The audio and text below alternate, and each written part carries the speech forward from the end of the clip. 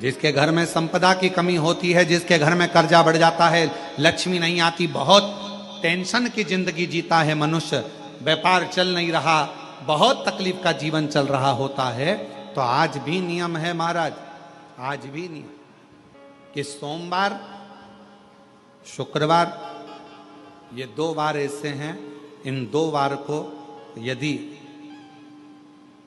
कटोरी में थोड़ा सा शहद रखकर, मधु रखकर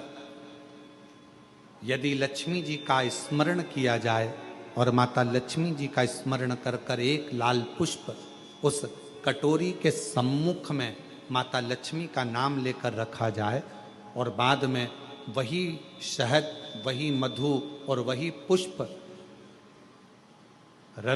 सोमवार का दिन और शुक्रवार के दिन लक्ष्मी का पूजन कर कर, स्मरण कर कर, दूसरे दिन शुक्रवार के दिन पूजन करें, शनिवार के दिन उस मधु का, उस पुष्प का विसर्जन करें, सोमवार के दिन पूजन करें लक्ष्मी जी का स्मरण कर कर, और मंगलवार के दिन अगर विसर्जन करें, 5 या 7 सोमवार या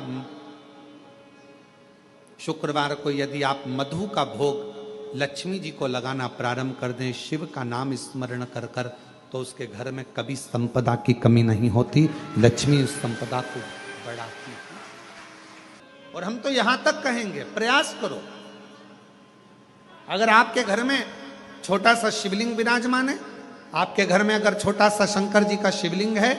छोटा सा शंकर भगवान का शिवलिंग है, या आपके घर में कुबेरेश्वर धाम का कंकर है, और आपके घर में यदि शंकर भगवान का शिवलिंग है,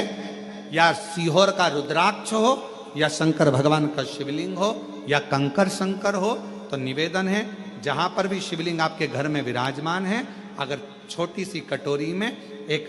बेलपत्र को आप नीचे रखिए, छोटी सी कटोरी उस बेलपत्र के ऊपर रखकर उसमें थोड़ा सा मधु, शहद, शंकर भगवान की साक्षी में शिव जी के सामने अगर शुक्रवार की शुक्रवार रखना प्रारंभ कर दो,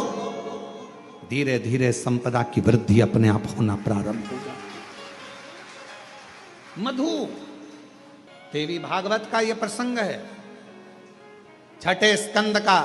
16वां और 17वां अध्याय देवी भागवत का वर्णन करता है। मां लक्ष्मी पृथ्वी पर आ गई, रात्रि को देखा कहीं स्थान नहीं, एक बूढ़ी के स्थान पर, बूढ़ी के दरवाजे पर जाकर विनय करी, शहद मधु पाने को मिला,